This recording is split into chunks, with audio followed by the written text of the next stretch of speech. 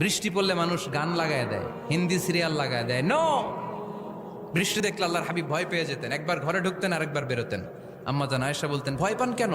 আল্লাহর হাবিব বললেন, জানি না এই মেঘ থেকে বজ্রপাত এসে মদিনাটারে জ্বালিয়ে দিবে নাকি মেঘ থেকে বৃষ্টি এসে মদিনাটারে উর্বর করে দিবে, আমি তো জানি না, ভয় হয়। দোয়া করতেন, আল্লাহুম্মা আসকিনা গাইসান মুগীসান মারিআন মারিআন নাফিআন গায়রা দার আজিলান গায়রা আজিল।